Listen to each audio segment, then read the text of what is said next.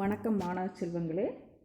இன்று நாம் 3ஆம் வகுப்பு 2ஆம் பருவத்தில் திருக்குறள் கதைகள் அதில் வர்ற கதைகளில் 2வது கதை காலத்தே பயிர் செய்.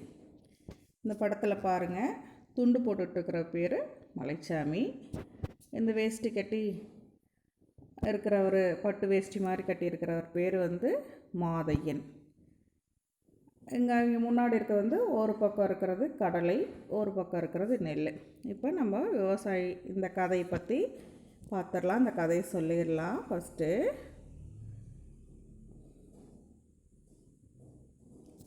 லந்தக்குட்டை அப்படிங்கிற கிராமத்தில் மலைச்சாமிங்கிற ஏழை விவசாயி வாழ்ந்துட்டு வந்தார். ஆனால் அவருக்கு என்ன இல்லை, நிலமே இல்லை. சொந்தமாக எந்த நிலமும் அவருக்கு கிடையாது. ஆனால் விவசாயம்தான் சோறு போடும் அப்படின்னு அவர் ஆணித்தரமாக நம்புகிறாரு. அதே ஊரில் மாதையன்கிற செல்வந்தனை நல்ல பணக்காரன்னு வச்சுக்கோங்களேன். அவர்கிட்ட நிறைய நிலமெல்லாம் இருக்குது. அது குத்தகை கொடுத்துட்ருக்கிறாரு. அந்த மலைச்சாமி என்ன செய்கிறாரு, அந்த செல்வந்தர்கிட்ட போய் எனக்கு குத்தகை கொடுங்க அப்படின்ட்டு கேட்குறாரு. சரி அப்படின்னு சில நிபந்தனைகளோட விவசாயிக்கு அவர் கொடுக்கறதுக்கு அனுமதிக்கிறாரு. அதை வாங்கிட்ட விவசாயி, அந்த நிலத்தை வாங்கிட்ட விவசாயி அதில் விவசாயம் செய்ய தொடங்குறாரு. அந்த செல்வந்தர் என்ன செய்யறனா, விவசாயினுடைய உழைப்பை சுரண்டுறதுல தான் ரொம்ப குறிக்கோளாக இருக்கிறாரு. ஆனால் மலைச்சாமி எப்படி நேர்மையானவனாகவும் புத்திசாலியாகவும் இருப்பதனால செல்வந்தனிடம் ஏமாறல. ஒரு முறை செல்வந்தன் விவசாயியிடம் குத்தகைக்கு ஈடாக என்ன கேட்குறாரு அப்படின்னா, குத்தகை கொடுக்கணும் இல்லையா, வருஷம் வருஷம் இவ்வளோ கொடுக்கணும் அப்படின்ட்டு ஒரு குத்தகை அப்படின்ட்டு, அதுக்கு பேர் தான் குத்தகை. அந்த நிலத்துக்கு வாடகைன்னு கூட நம்ம சொல்லலாம். அந்த மாதிரி கொடுக்கறதுக்கு என்னென்னு கேட்குறாருன்னா, மண்ணுக்கு மேலே விளைபவை எனக்கு, மண்ணுக்கு கீழே விளைவதெல்லாம் உனக்கு அப்படின்னு சொல்லி அந்த செல்வந்தர் சொல்கிறாரு. மலைச்சாமி யோசிக்கிறான். நல்லா ஆராய்ந்து என்ன செய்கிறா, புத்தி கூர்மையுடன் நிலக்கடலை பயிரிடுறோம். நிலக்கடலைன்னா நம்ம நிலக்கடலை வாங்கி சாப்பிட்றோம் இல்லையா, அந்த நிலக்கடலை தான். அது மண்ணுக்கு கீழே தான் விளையும். அந்த நிலக்கடலை பயிரிடும்போது மண்ணுக்கு கீழே விளையிறது மலைச்சாமி விவசாயி எடுத்துக்கிறான். மண்ணுக்கு மேலே அந்த கடலையோட கோடி மட்டும்தான் இருக்கும். இதில் என்ன செய்கிறாரு, அந்த செல்வந்தர் ஏமாந்துடுறாரு. இந்த முறை என்ன சொல்கிறார், அடுத்த முறை என்ன செய்கிறார் அப்படின்னா, வேற ஒரு நிபந்தனையை சொல்கிறாரு. மண்ணுக்கு கீழே விளைபவை எனக்கு, மண்ணுக்கு மேலே விளைபவை உனக்கு அப்படின்ட்டு விவசாயியிடம் சொல்கிறாரு. மலைச்சாமி ஏன்னா புத்திசாலி நேர்மையானவர் இல்லையா, அவர் நல்லா ஆராய்ந்து யோசித்து சிந்தனை செய்து என்ன செய்கிறாரு, நெல் பயிரிடுறாரு. இம்முறையும் விவசாயிக்கு லாபம். எப்படின்னா, மண்ணுக்கு மேலே தான் நெல் விளையும் இல்லையா, அந்த நெல் அவருக்கு லாபத்தை கொடுக்குது. ஏமாற்றத்துடன் வீடு திரும்பினான் செல்வந்தன்.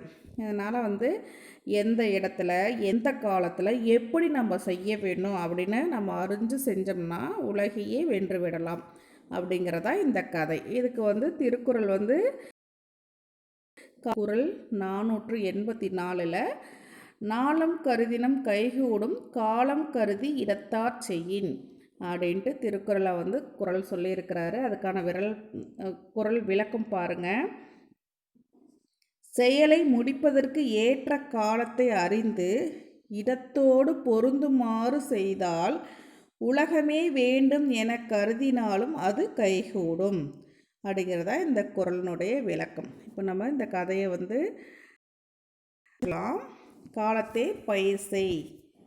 முன்னொரு காலத்தில் மலைச்சாமி என்ற ஏழை விவசாயி லந்தக்குட்டை என்ற கிராமத்தில் வாழ்ந்து வந்தான்.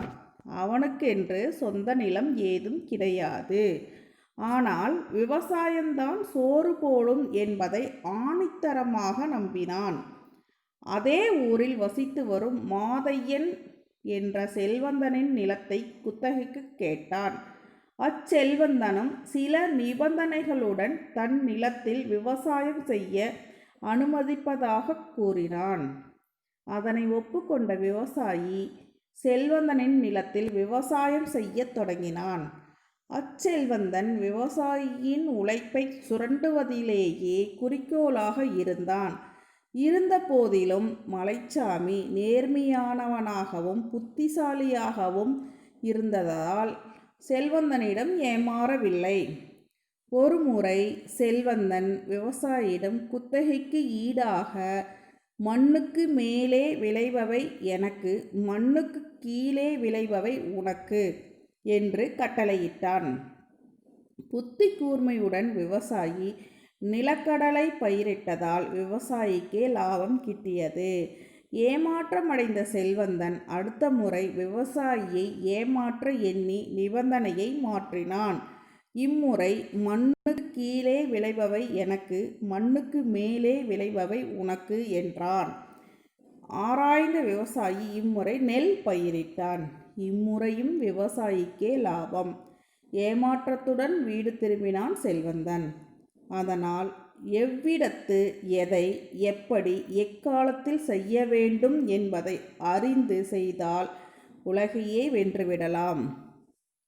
குறள். நாளம் கருதினும் கைகூடும், காலம் கருதி இடத்தார் செய்யின். காலமறிதல். குறள் 484. விளக்கம். செயலை முடிப்பதற்கு ஏற்ற காலத்தை அறிந்து இடத்தோடு பொருந்துமாறு செய்தால் உலகமே வேண்டும் என கருதினாலும் அது கைகூடும். இதுதான் இந்த கதையினுடைய சுருக்கம். இந்த கதையை நம்ம வாசிச்சிட்டோம். நீங்களே எல்லாம் வாசித்து பாருங்கள். சப்ஸ்கிரைப். நன்றி.